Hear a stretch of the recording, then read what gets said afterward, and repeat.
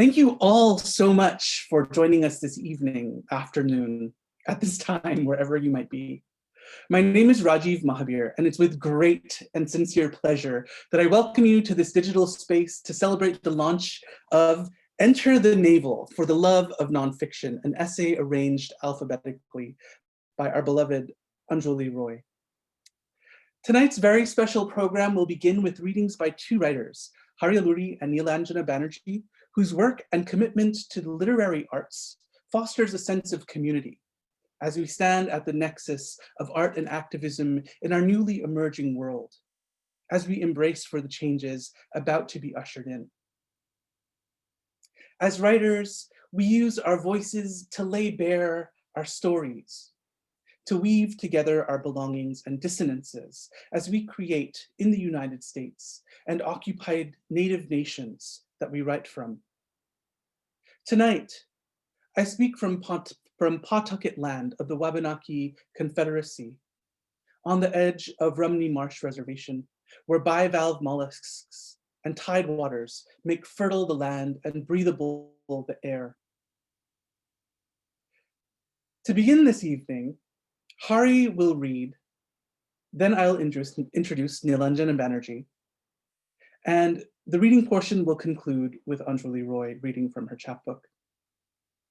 Afterwards, you'll have a chance to help shape the discussion as we will all engage in a question and answer segment.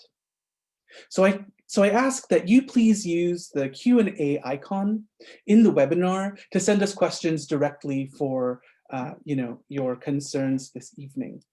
And again, I welcome you all here. It's such an honor to be here with you all and with these writers who I just absolutely adore. The first reader tonight is none other than the magical Hari Alluri. I'm going to be posting Hari Alluri's bio and information in the chat here for you to look at, as well as links to Hari's work. And also, I think I posted a link to Hari's book. No, not yet. Okay, that's coming too. And there it is. And it's like in the chat feature, and you feel free to scroll back and look at all of these beautiful links that our readers have sent for us to enjoy. Hari is a poet of fragment and wholeness. That is through his epic and devotional poetic craft. Hari's work challenges his readers to look into the face of those that abide and carry stories on their backs into the flayed city, be it of Kurukshetra to unceded Salish territories. Hari Alluri, he, him, Shia, is the author of The Flayed City from Kaya Press and Carving Ashes by Seacack Thompson Rivers, a winner of the 2020 Leonard A. Slade Junior Poetry Fellowship for Poets of Color and a co-founding editor of Locked Horn Press. He has received grants from the BC Arts Council and Canada Council for the Arts. His work appears recently in the Watch Your Head Coach House and Pandemic Solidarity Pluto anthologies, as well as in Anomaly, Ovenbird, Solstice, and elsewhere. And in the links, you will see a link directly to Hari's homepage, as well as Hari's most recent poem on thevolta.org. And then Hari also asks that we register for upcoming Tula and Typhoon Relief fundraising poetry reading featuring 10+ amazing Filipinx readers gathered by Luya Poetry, the Digital Sala Bulosan Center for Filipino Studies. And the link is up here. So join me in welcoming the wonderful Hari Alluri.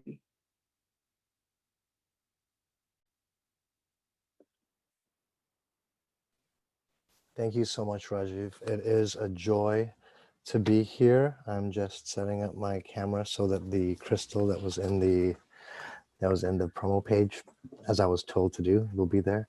I am so grateful to be to be celebrating the arrival of this wonderful piece of work from Anjoli.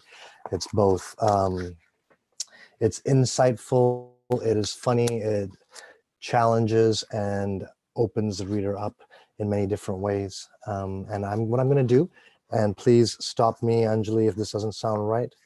I'm gonna read a little bit from Orange, and then I'm gonna read one poem of mine that I feel like connects a little bit to Orange and to the next piece, Junction, both from this gorgeous, gorgeous book.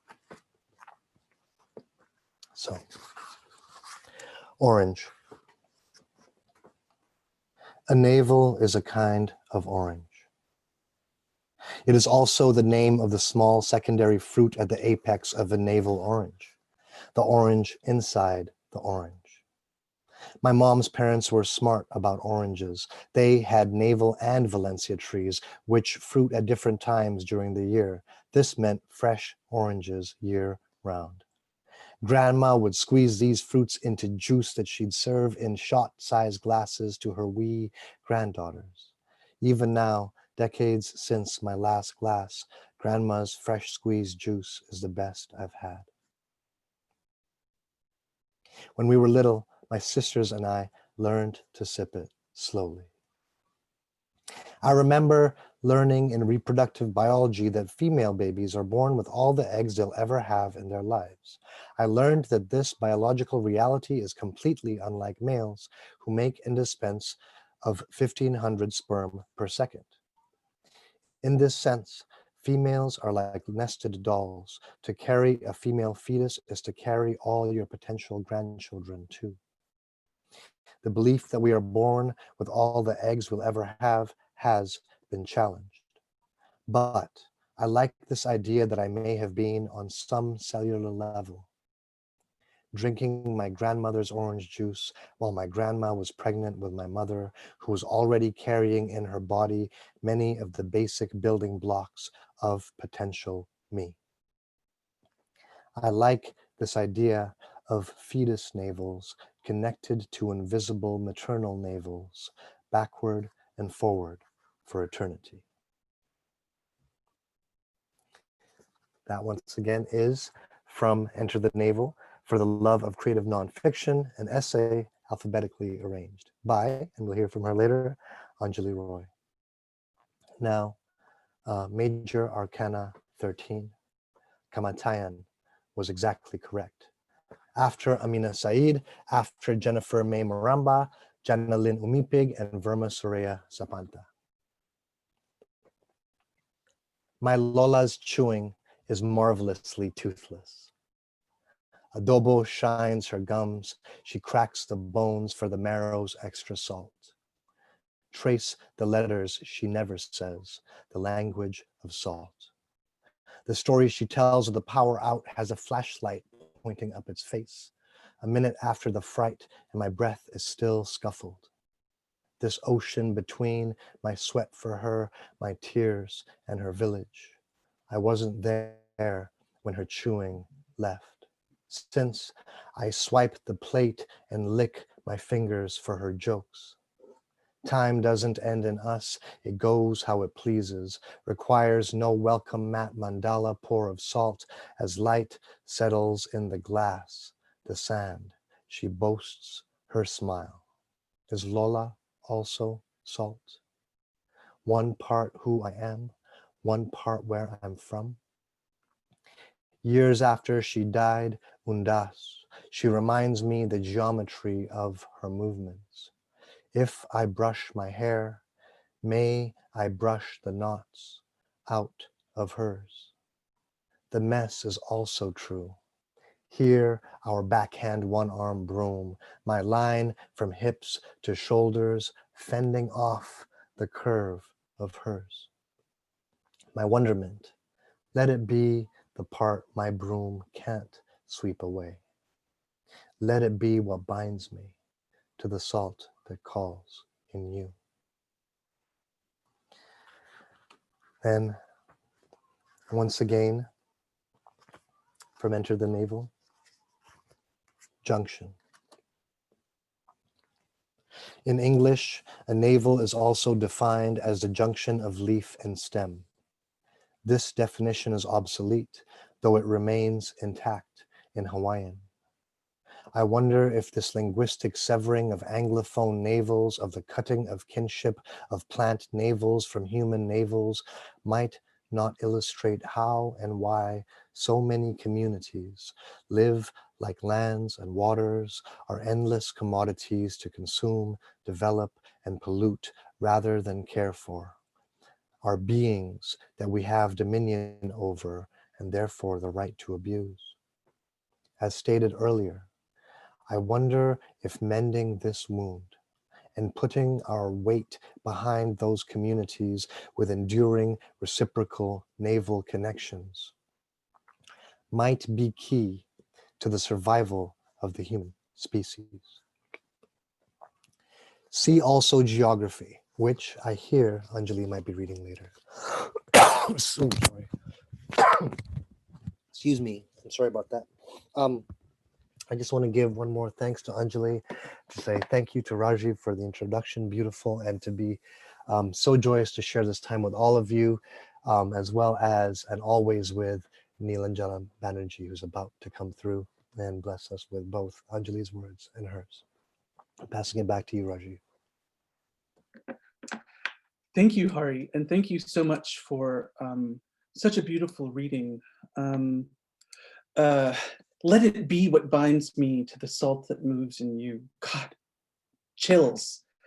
And it's so wonderful to be here tonight in this spell casting and to share that with you. So Hari, thank you so much for your beautiful words and your poems. And so moving on tonight, next up, we have Neelanjana Banerjee, whose work as an essayist, journalist, and fiction writer shows her readers aspects of culture, identity, and story that we don't often see. Essays on the Manson family, Guns N' Roses, as well as stories that update and transpose other geographies into feminist and transgressive questionings of tradition. In the chat, you'll see I am posting, excuse me, the bio of Neelanjana Banerjee, as well as a couple links, one to neelanjanabanerjee.com, and then the other to kaya.com. Neela's work and writing has appeared in publications like Prairie Schooner, Pank Magazine, Chicago Quarterly Reader, Teen Vogue, and many other places.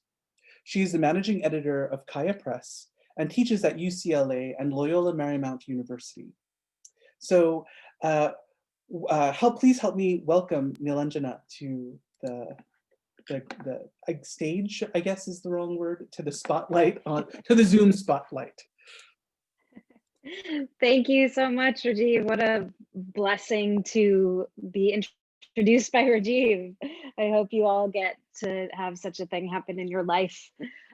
So excited to be here to celebrate this beautiful chapbook by Anjoli, Enter the Navel, which is so funny and gross.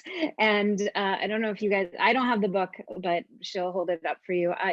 As I've seen it and thought about it over the last few weeks, I'm like, oh, these beautiful purple flowers, but they're not flowers, let me tell you, people. So I'm so excited to read from this book. Anjoli had, I love Anjoli's nonfiction. It's always brings me insight. I live close to now where Anjoli grew up, near Pasadena, and it gives me insight into growing up there, into what young people went through and how it was different than my own life growing up as an Indian American kid in Ohio.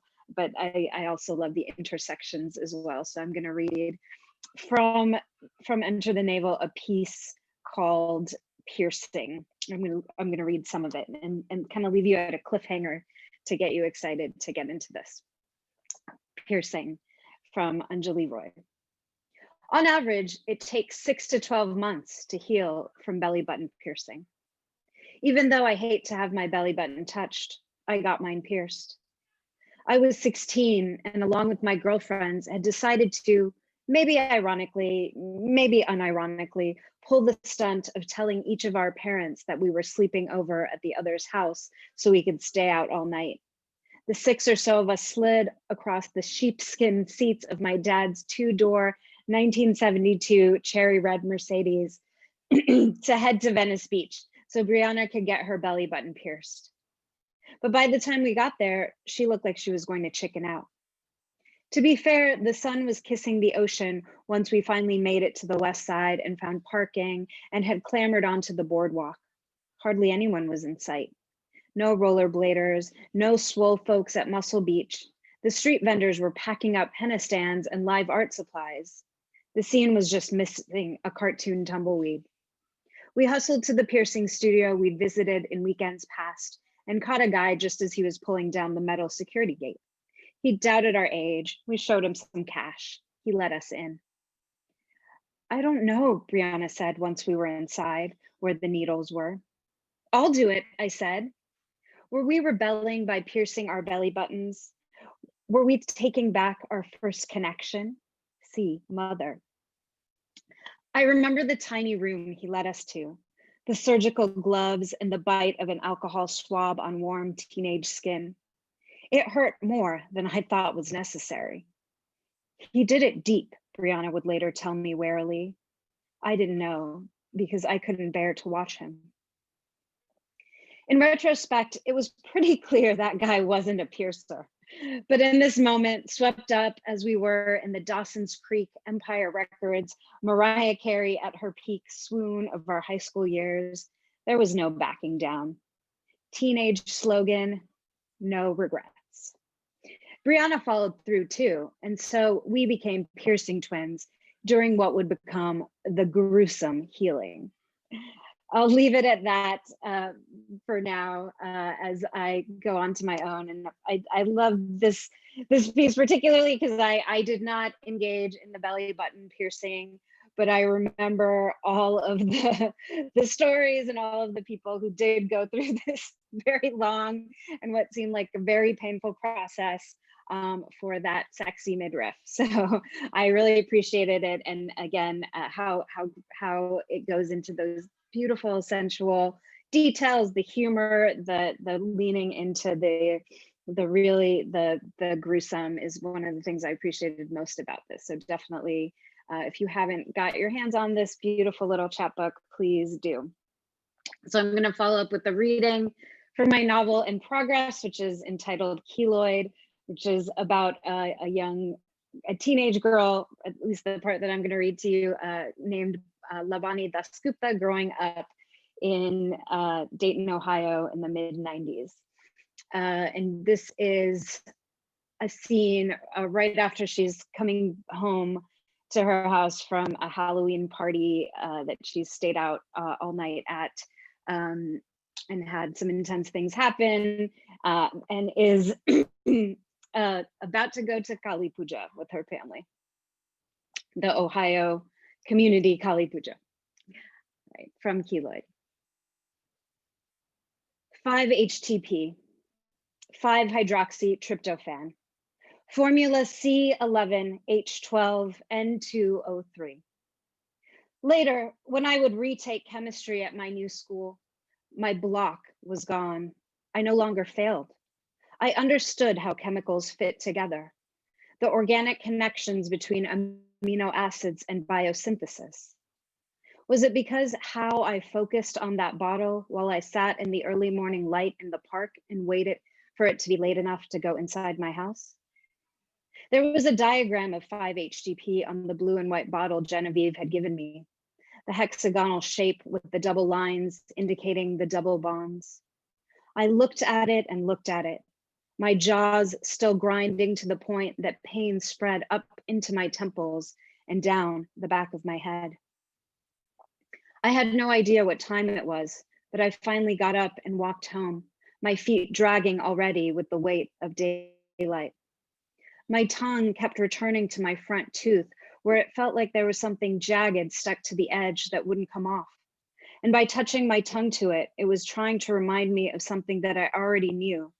But all I could think of was getting home and brushing my teeth, getting that foul feeling out of there. And this too, whatever it was on my tooth, just wanting to get it all off.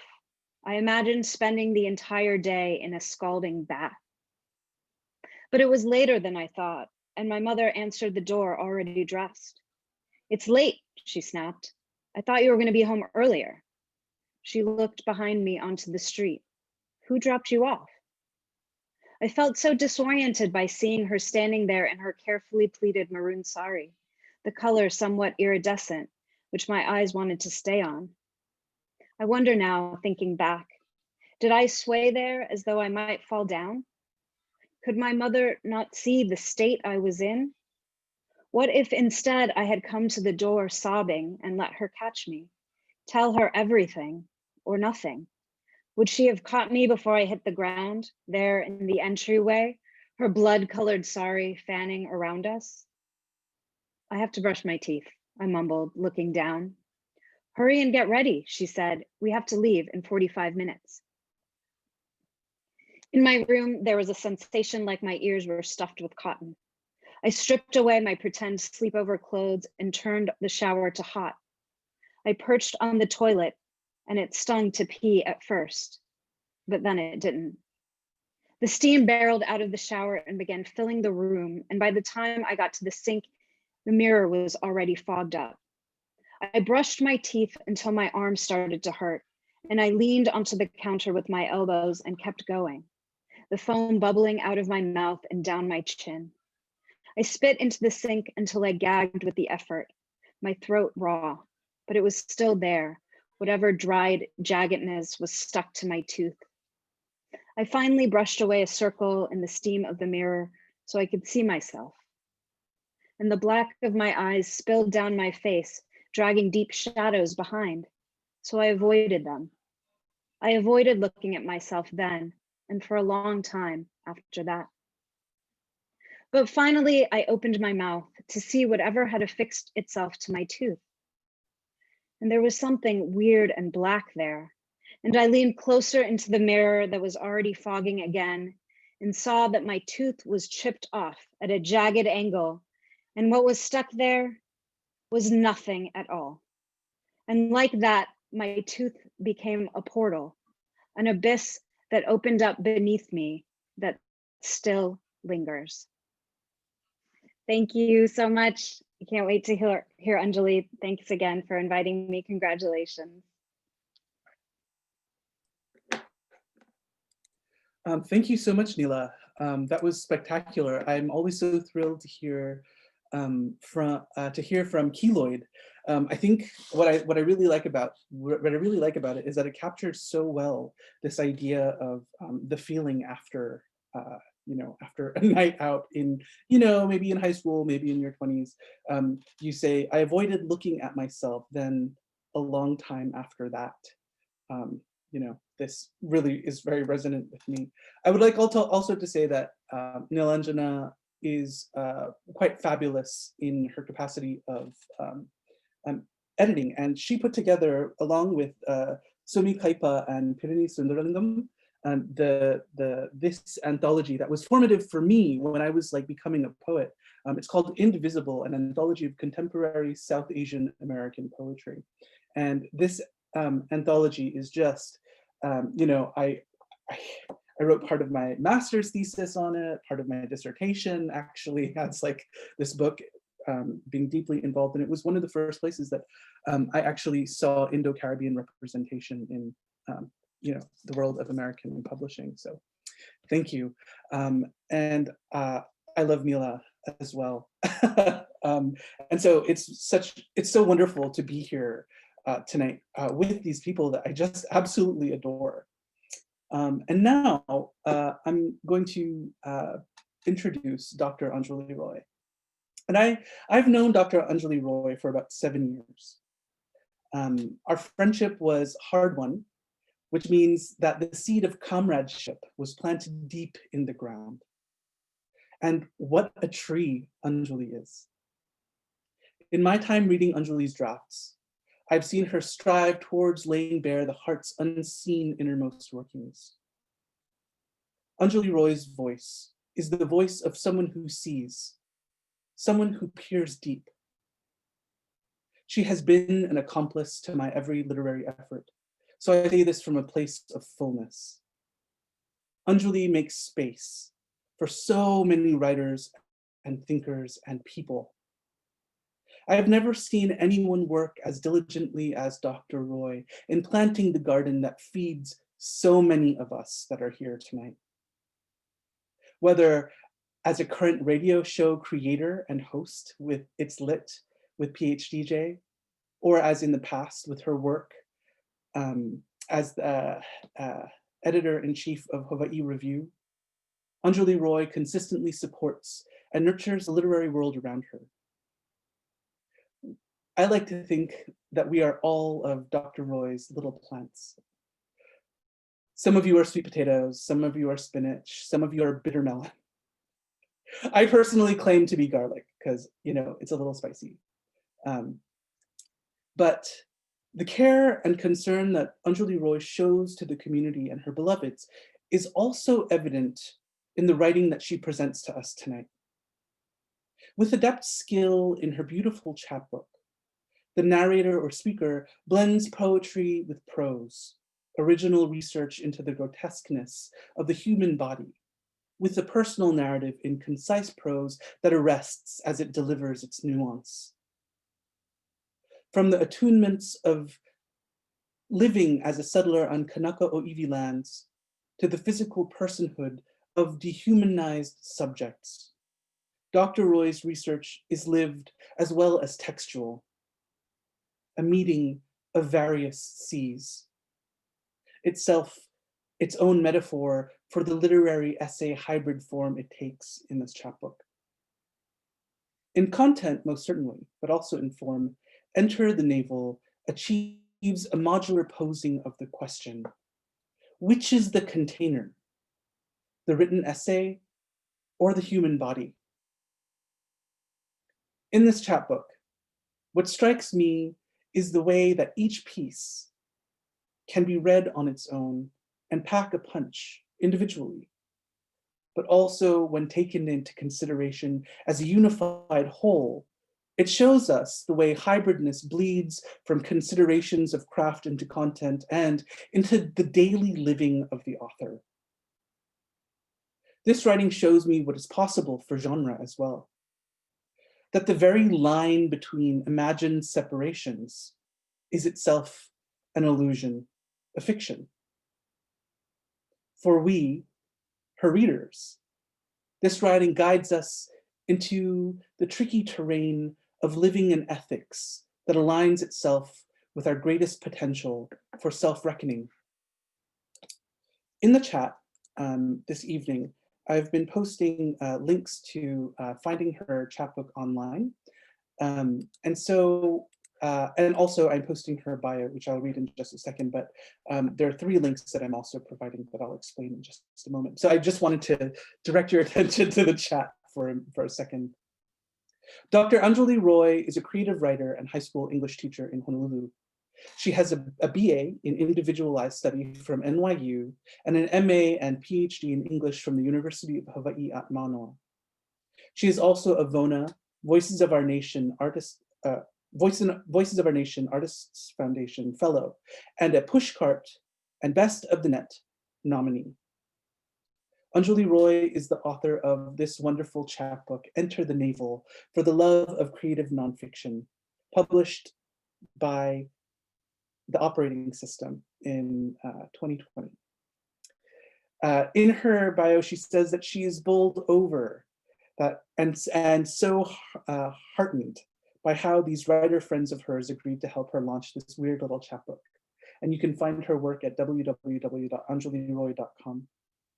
And the link that I said that I provided in, beneath this with the forms is so that you can order a signed copy from Dr. Roy herself, Anjoli Roy herself.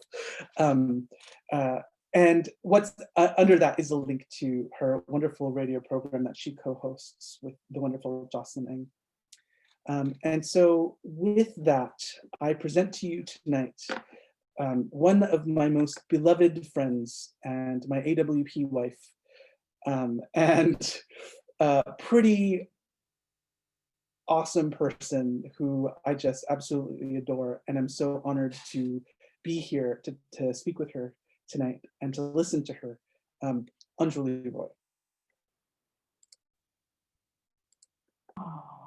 Whoa. I don't know what to say. Rajiv, thank you so much. I hope everyone who's here gets the experience of what it feels like to have this kind of love.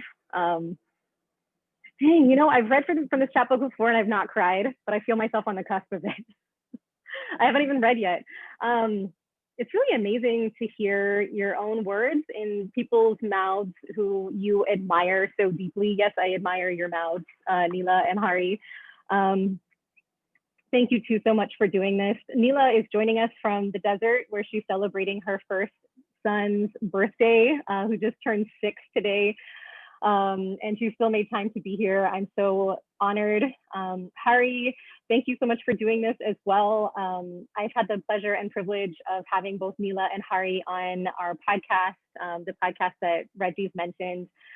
It's lit, and I want to have my friends back. I need to have them back on the show again. Let's do it. I need more episodes. Neela, I can't wait for your book, Keloid. I need to keep reading it. My sister Joya said in the chat, like, I need more of this story. I feel the same way.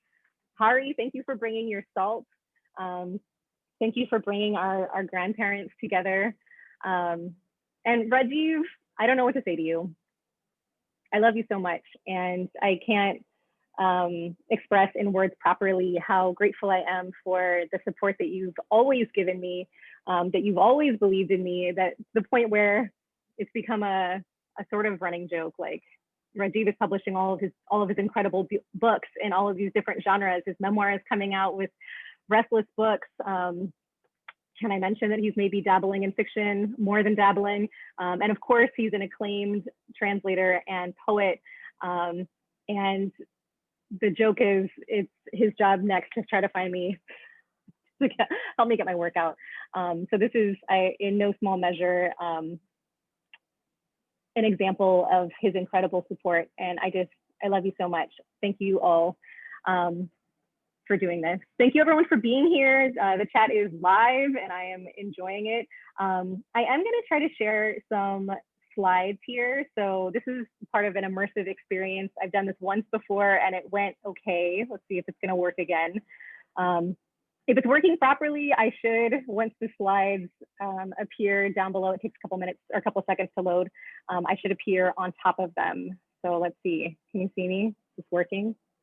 Let's hope so. Let me gather myself. I'm doing a location change. Anybody live in a small apartment? No, just me. Okay. So I'm gonna read a bit from the chat book. Just made myself huge. Don't worry, I'm not gonna stay this big. And I'm gonna show you some slides because some of this stuff really deserves to be shown in with some visual aids, some beautiful, maybe terrifying visual aids. I wanna give a shout out, of course, to my publisher. As we've been saying, operating system is incredible. I'm so grateful to Curtis Emery and Orchid Tierney for grabbing up this chapbook, for believing in it, for designing the interior so beautifully. Orchid was incredibly careful and generous with me. I was a little impossible with my nitpicky edits towards the end, and she was always really gracious and kind, and I appreciate her so much. Eli, the creative director, founder, and managing editor of the operating system, is incredible. It is, in fact, Eli's artwork that is on the cover. So this chapbook is part of a digital chapbook series. And we actually all got the same image, but we just got different colors. And they ended up picking a really beautiful color that I actually gravitate to on my own. So that was a delight and a surprise.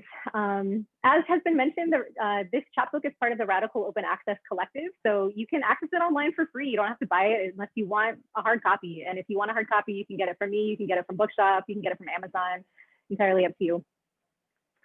I'm joining you today from Makiki, which is a neighborhood in town on the island of Oahu, which is of course Hawaiian land, Kanaka Maoli land. And I wanted to acknowledge that. I also want to acknowledge the fact that my parents are coming from different parts of the world as well, that have also influenced and shaped me. So my dad is from Khulna, which is present-day Bangladesh, but he's Indian. And my mother is white American. She grew up in San Diego, German, Irish, English.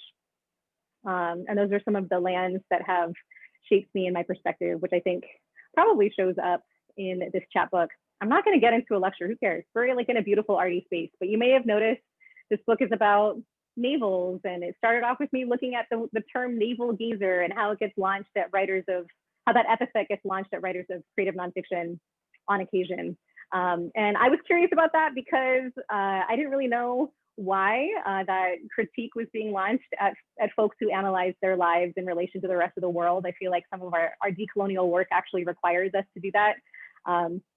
But it did bring me to the dictionary. I come from a family of people who encouraged me when I encountered a word I didn't know to look it up. And we had a big unabridged dictionary with Bible thin pages that I would be made to thumb through if I wanted to figure out what a word meant.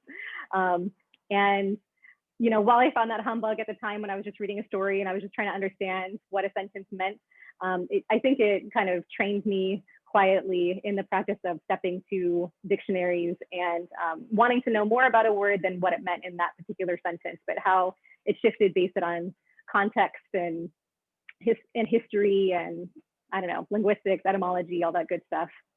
So this text is really an entrance into that kind of rabbit hole. This is a glimpse of the table of content. Thank you so much, Neela and Hari, for reading from a number of these sections already. I think I'm going to read from these today.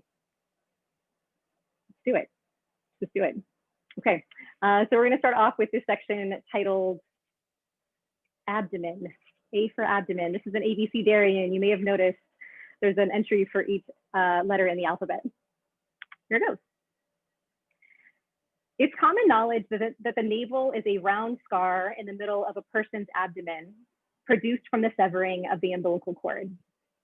An equivalent mark exists on most other mammals, since the mammalian fetus obtains oxygen and nutrients through their abdomen from their birthing mother through the blood vessels of the umbilical cord.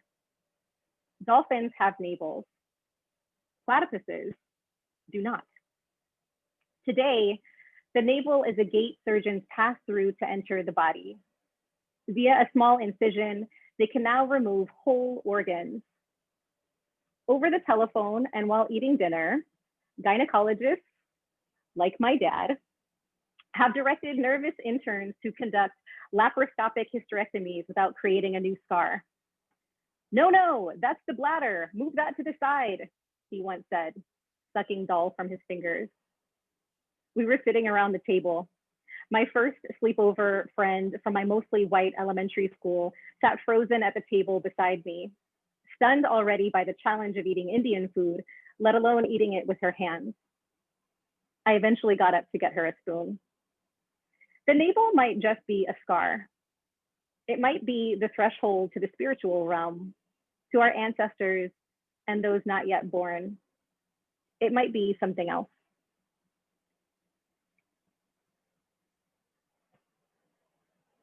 In 2012, bacteria. In 2012, a team of ecologists, I think the sharing went away, yeah? Let me see if I can bring it back. It's worth it, trust me. I did have to take down my artwork behind me if you're looking at my bare concrete walls. We'll come back, don't worry. Sit tight for bacteria. Okay. Okay, we're back. I think we're back. I hope we're back.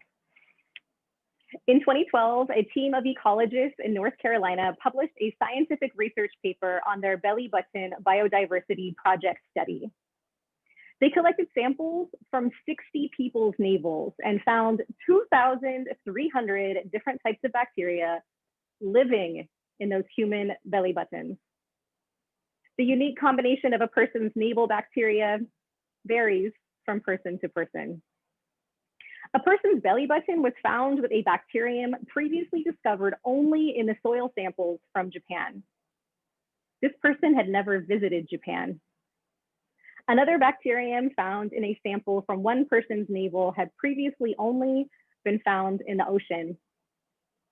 One individual, who reported not to have showered or bathed for several years, presented with extremophile bacteria. That is, bacteria known to live under extreme environmental conditions, such as ice caps and thermal vents. What are we to do with this information? I ask because there are disgusting things like cheese made from human navel bacteria, and I am not sure what to do with that. First, the navel is our first wound.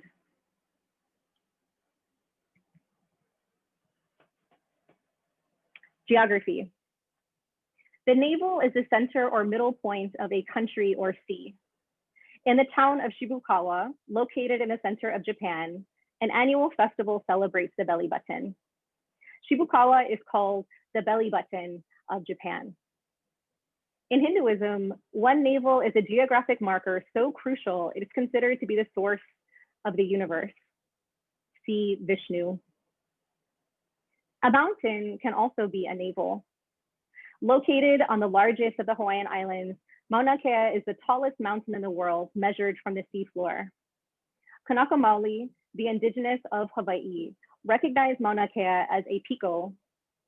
A piko is a summit or top of a hill or a mountain. A piko is also a navel string or umbilical cord. It is the place where leaf attaches to stem. Mauna Kea is piko, is earth, is land, is aina, or that which feeds. For Kanaka Maoli, aina is more than geography. Aina is protector. Aina is sacred. Hashtag protect Mauna Kea. Hashtag ku kia'i Mauna. Mauna Kea is a mountain child of Wakea, Sky Father, and Papa, Earth Mother. The peak of the mountain is the piko of the island child, the place where land connects to sky. From these divine parents, a human named Haloa, a name that means long stalk, was born. Before Haloa came a stillborn. This first child was planted in the ground and in turn became the first kalo plant, whose heart-shaped leaves emerged from long stems. Haloa has the responsibility of caring for his older brother, the kalo plant. In turn, the kalo plant cares for Haloa as his important food and ancestor. Kanaka Maoli families rooted to Mauna Kea have placed the umbilical cords of newborn children on Mauna Kea. In this way, human navels connect to mountain navels. Upholding and turning to indigenous relationships to lands that care for and protect that which cares for and protects you, as in Haloa's relationship with Kalo, is likely central to our survival as a species in its climate change-addled Anthropocene. As Kanaka Maoli scholar Brian Kamali Kuwata has said famously, we live in the future. Come join us.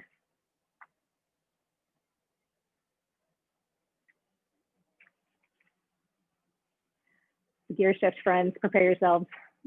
Innies. 30-year-old University of Arkansas student Randon Beasley on August 31st, 2010, made the world record for most quarters fit inside a navel.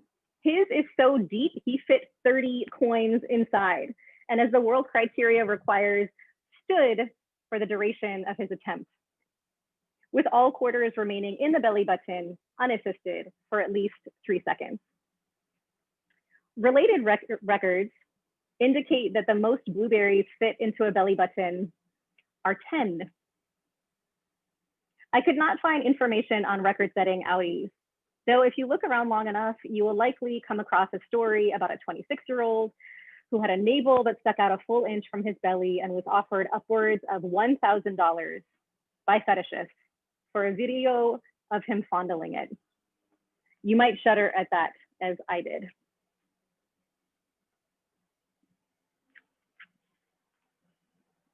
Lint. The lint in human navels is mostly made up of clothing fibers, hair, and dead skin cells. Lint collecting is an actual hobby. The artist Rachel Betty Case has made from belly button lint tiny smiling bears that she traps in bottles.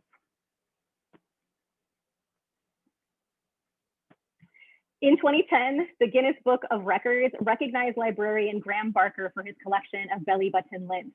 Over the course of 26 years, the 45-year-old collected 22.1 grams of the stuff, which would be the equivalent of 110 carats if the lints were actually precious stones or pearls. He sold 3 jars of his lint to a museum, presumably for display. I'm curious which museum would bother to buy that. I'm also curious how much he sold it for. Barker has been quoted as saying, "I will stop collecting when I'm no longer physically capable." I wonder if he's still at it. Mother. The navel is the mark that ties us to the person who gives birth to us. My white mama doesn't have a belly button, or rather, she doesn't have the one she was born with. It was removed when she had a tummy tuck in the early 90s, when I, her youngest, was about 7 years old. The tummy tuck was an afterthought, actually, because she decided to have a voluntary hysterectomy after receiving an abnormal result from a precancerous pap smear. Her Aunt Anna was in the late stages of ovarian cancer, and our mom didn't want to take chances with the possibility of getting sick. She and our brown dad were also divorcing. Her health coverage was running out. She was going back to school full-time too, and she knew that frequent doctor's visits to keep an eye on her cervix weren't going to be feasible, financially or time-wise. She'd already stopped menstruating, so it didn't seem like the hysterectomy would be a big deal. Since they were going to do an abdominal approach for the total hysterectomy, laparoscopic hysterectomies hadn't been developed yet. She asked if they would get someone in there to tighten things up a little before they sewed her clothes. 2 for the price of 1, right? She said. The incision would be way down by her pelvic bone. The doctors would free up her skin on her abdomen, including her belly button, and pull it down, and then poke a hole again where the belly button was. It would have looked weird not to have a belly button, she said. To create her new navel, the doctors sutured around the tissue and then packed it down to the residual scar of her umbilical cord. It made a nasty looking thing, she said. I look at that sucker and I think, well, fuck that. She accepted, sadly, that she would never again wear a skimpy 2-piece bathing suit. I asked her recently if she missed her old navel. It was a lot prettier before I had this done, she said. I probably would have been just as happy without one. I could have seen if the guys were paying attention. She said this laughing. In the mid-90s, around the time that Joan Osborne dropped the famous song, "What If God Was One of Us?" a tip circulated in my 6th grade friend group at our Christian elementary school about belly buttons and God. If someone claimed that they were God, we'd know they were telling the truth if they didn't have a belly button. God surely never would have been born in a human way, with moms and placentas and umbilical cord severing that would result in a scar. This story made sense to us, even though the story of Jesus's human birth had been drilled into our heads. Despite my agnosticism, it took me years to untangle the accidental subversion of this theory despite our Christian training. I wonder if, when I was in the 6th grade, my mom no longer had a navel, I would have looked at her differently. The alphabet doesn't have a navel. Since it has 26 letters and 26 is an even number, there's no middle letter. Or we might say that the space between M and the N is the invisible navel. In this essay, that navel would be right here.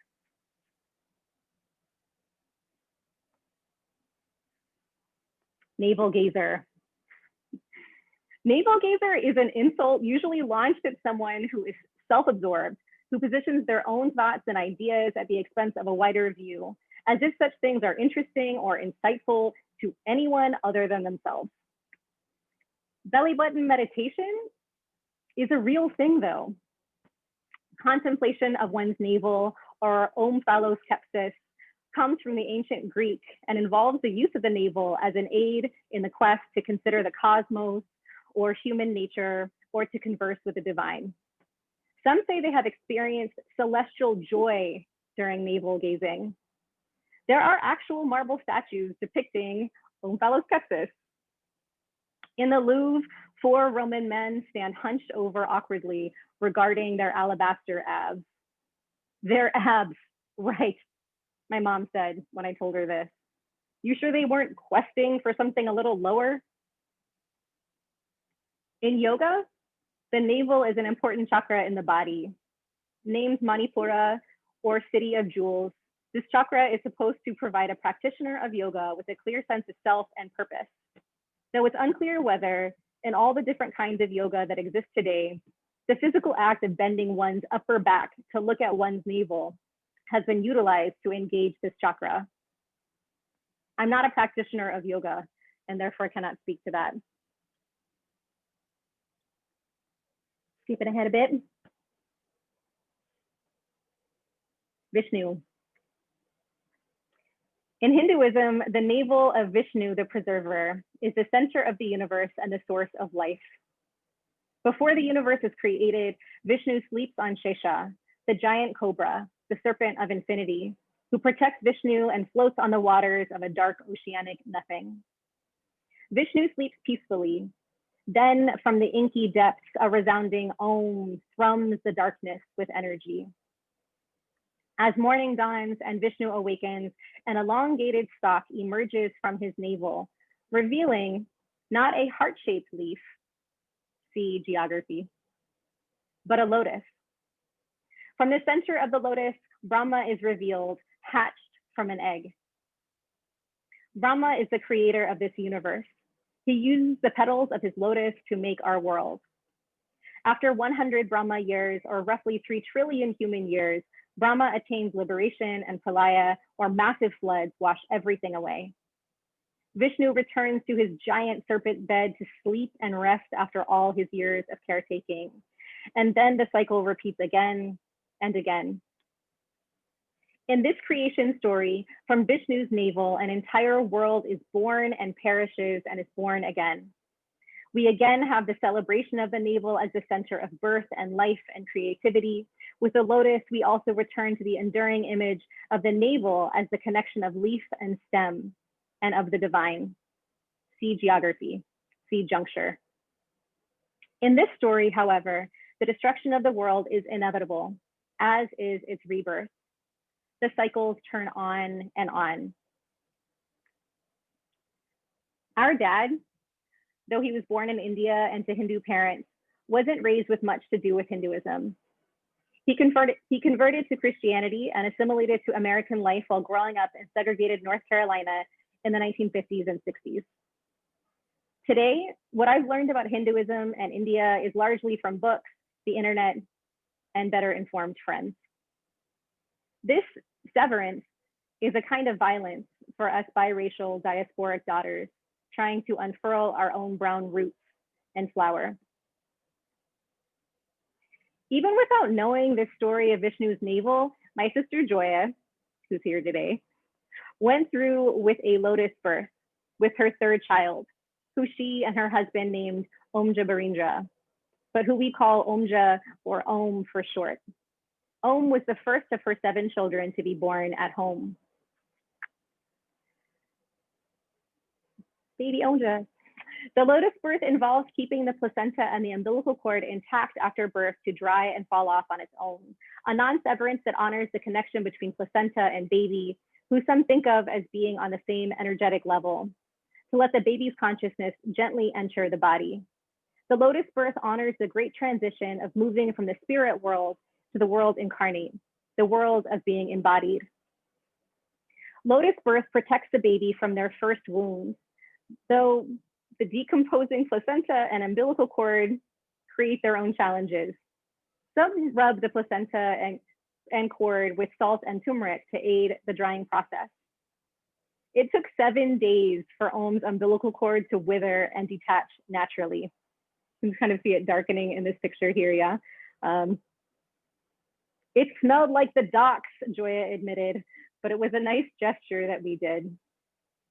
Om, who is 17 as of this writing, was also the baby Joya nursed longest. There's something to that, she says. The lotus birth and his nursing.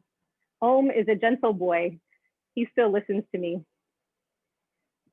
I wonder if, though Om's name came after he was born, the sound of what he would be called might have activated some ancestral knowing in Joya that told her a lotus should be born with him too. Maybe that's a stretch. Maybe not. My last part of this essay, last part of this reading too, Z or Z. Probably the worst critique to be launched against writers of creative nonfiction is that they are navel gazers. The genre is populated by a bunch of narcissists who fling themselves on the outside world. What a snooze.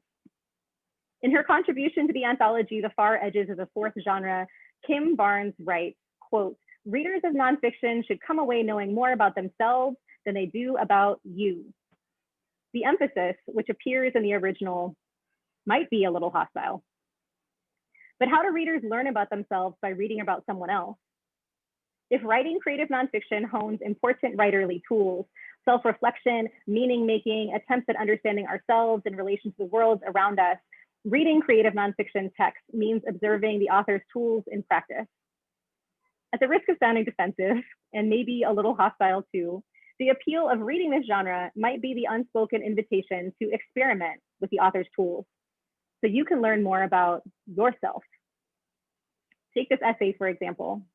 You too can play an awkward game of finding odd facts about an enduring insult that gets you thinking about how your navel piercing was your own little adolescent act of individuating, or your mom's funny scar that has taken the place of her real belly button. And then you might learn about overlapping and diverging stories of creation, of leaves and stems, of long stalks and yoke stalks, and how full the world is of strange people and the things they make within it, including their very personal, very private, very disgusting navel products. Why not try it? See what you find in your metaphoric or literal navel. It might be body gunk. It might be the wound we need to heal. It might be a portal to the divine. What's there will vary from person to person. But go on, take a look already. Thank you.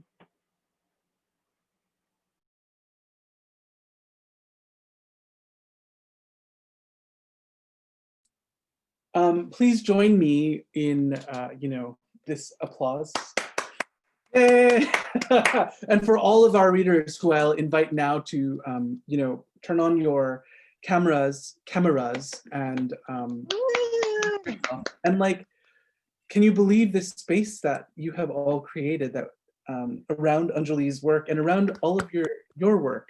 It's just so lovely to be in the presence of such beauty and disgustingness.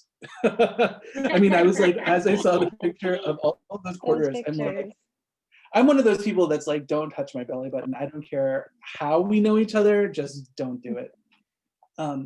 But like now is a question and answer portion, and it looks like we have about 15 minutes roughly, which means that we probably have time for 2 questions from the audience. So please look at the Q&A button, our icon at the bottom of the webinar, and type us your questions. But to get us started, I mean, I have a couple of questions, and in order to save you, the audience, from my questions, which are going to be very kind of, you'll hear the first question, it'll be like, oh, maybe we should ask better questions. Please feel free to go ahead and do that. But, there's a question. My question is for all of you. I'm squirming this entire time, and so much of nonfiction work and fiction work and poetry is rooted in the idea of research, right? Whether it is affective research or like mining some kind of affective reservoir that we belong in, or it could be literary research into what has come before, but then also like actual articles. And one of the things that I'm taken with in this is the extensive research that was done for this. And I just wonder, how much research is enough research for you? And yeah, feel free to like jump in. And given the respective genres, because Neela, you write in many genres, Hari, you also, and you from this chapbook, I'm seeing also Dr. Roy. Yeah, I'll jump in. You know, I think research is so, it's, you know, I think it's so fun, to research and to think about it. My friends and I have dubbed it like finding the end of the internet, right? That you can just go and go. And, you know, I mean, I think I was at the Naropa Summer Institute when I was, you know, trying to write about Radha, and somehow it was like I just remember it so clearly, like in the computer lab there, that I somehow, you know, thought about Radha as a cowgirl and connected her to Calamity Jane, which are these poems that I wrote. And you know, and I remember that intersection just coming from from scrolling and like jumping around, and that the kind of joy and the frisson and the excitement of that, you know. So I think, you know, I think it can go from that to, you know, this year I haven't had a lot of time to write, due to lots of work and a pandemic without childcare. But one of the last books I got from the library, is a book about, you know, kind of Hindu goddesses in West Bengal and sacrifice, which is, you know, the other half of my novel, related to what's going on, you know, with Labani. So I've had that book this entire year, and it's been such a touchstone, and I've just been able to keep. It's actually overdue. They finally made a due date from like the LA Public Library, and I still can't let it go. But you know, it's kept me so connected to my work in a year where I really haven't been able to do a lot with it. So I think it's such a great tool. It's such a big part of my process. Yeah, great, thank you. I see Hari in the chat. How dare they bring back due dates? I know. Right. I don't know if I have an answer to the like, how do we know when the research is enough, other than what I love is when in the moment of research something like actually bubbles, and then you like something might prevent you from getting to the end of the internet by like launching you onto the page, you know, like launching your pen into a movement, because there is that danger is ever present and always. And I think that I guess I'm also curious in this realm, like how did it, was it one of those situations where I'm having a moment like this kind of now, like a friend of mine and I asked a question, you know, and now it doesn't matter where I look, like it's launching me into like research towards that question. So yeah, I guess I'll just say that's where the research like refuses to stop. That's when it's refusing to stop.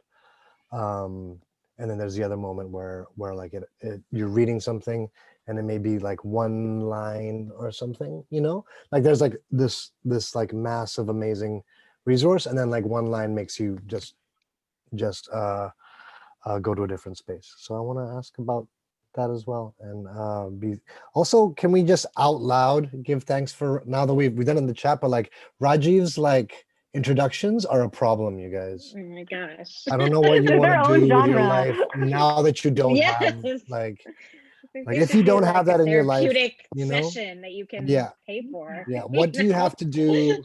More important than research is what do you have to do? Like again, how do I get Rajiv to introduce me again in the future? Yeah, it's Yes. like Cameo, you know, Like that that's the research I social need to media do in thing. life right now. I think Rajiv needs to just be on Cameo as like somebody you can hire to like say happy birthday or whatever.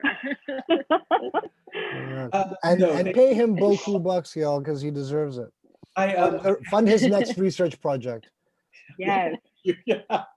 It was really amazing to spend time with all of your work, actually so intimately, and to read through poems and essays and stories.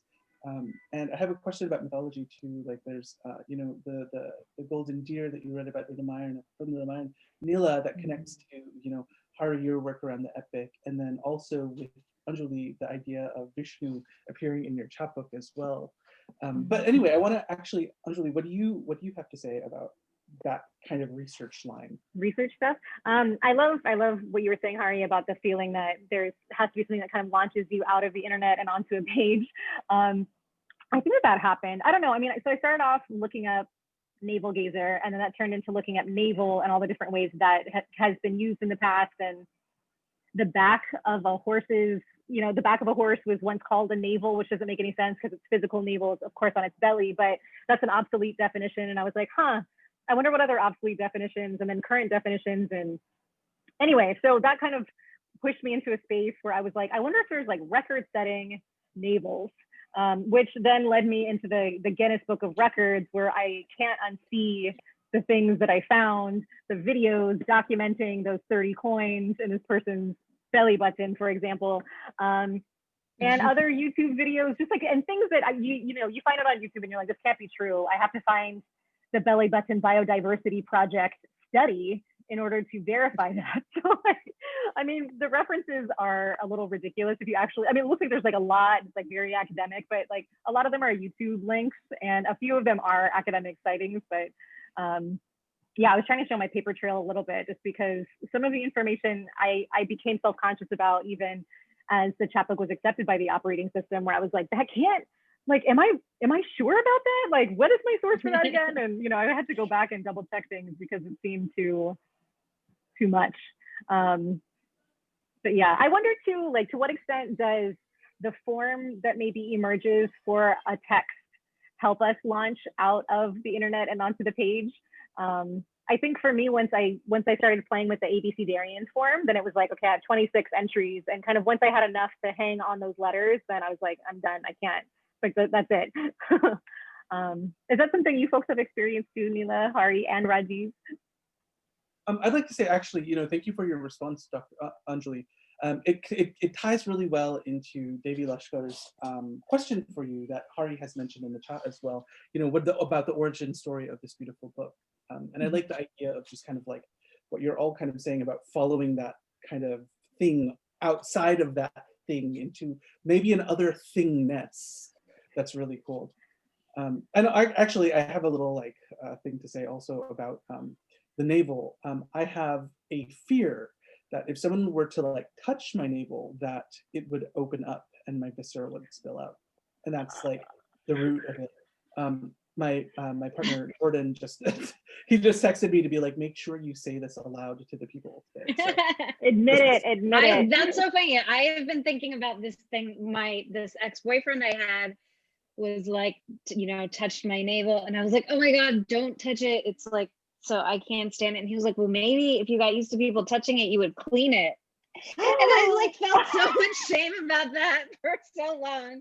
And then I read your book and I was like, that guy was an asshole. Fuck him. So thank you for like helping me share publicly. Oh my God.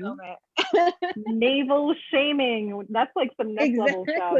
Wow. It needs its own entry between N and S somewhere. Yeah. But I thank you for that. I cut off your conversation. I'm sorry, Anjali. I was like, I have to tell you this thing, and then, but I also want to say, like, we have like a couple more minutes, but do you have any questions for each other?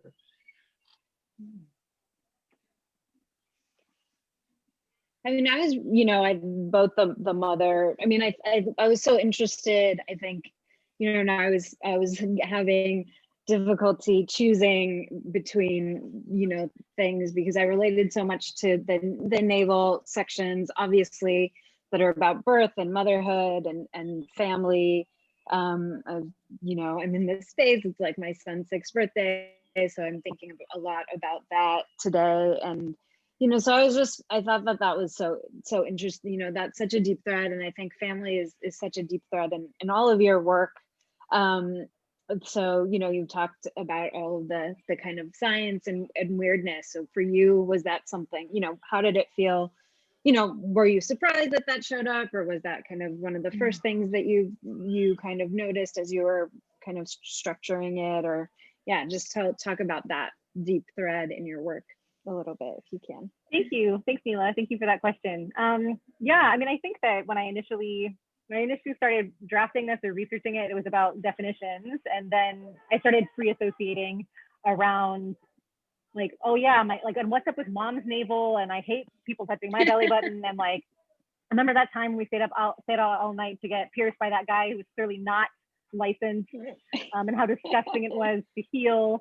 I think all of that sort of came together. And then there's also this other voice that maybe threads through the chapbook that I was at least, you know, trying to emulate, which is like this medical voice, which is kind of hilarious because my folks, like my dad is a retired gynecologist, he's a surgeon, and my mom is a nurse. And so they are great in an emergency and for any, like your curbside healthcare needs. But I will like faint at the sight of blood, or at least I would just not be helpful as a child. I would like to think I'd be better now, but I'm definitely blood wary.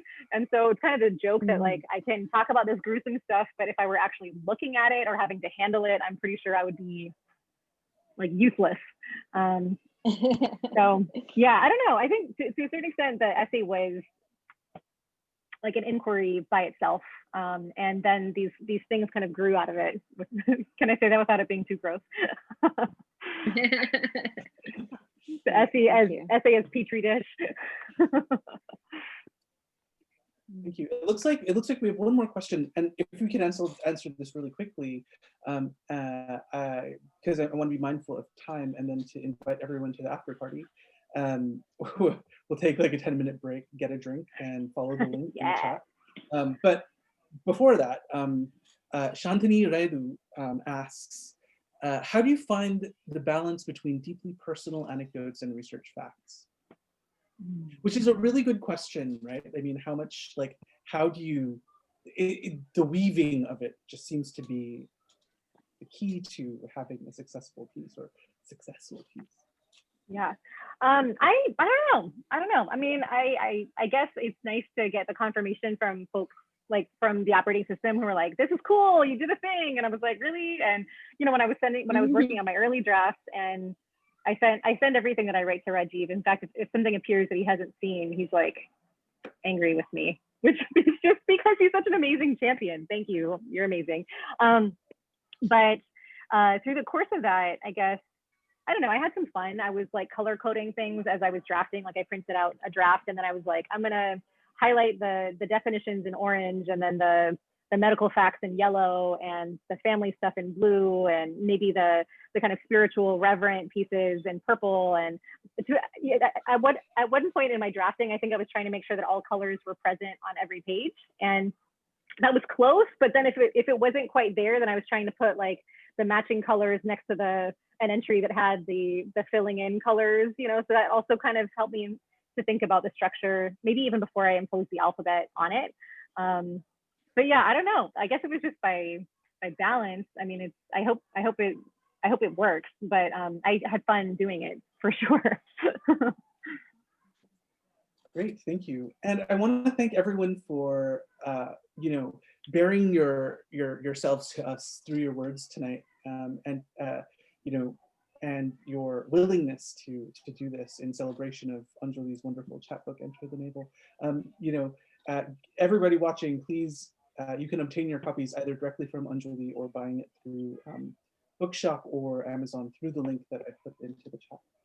Now, I would like to give you all a round of applause again, because you are fabulous. And I'm so lucky to be able to call you all friends and to be in community with you.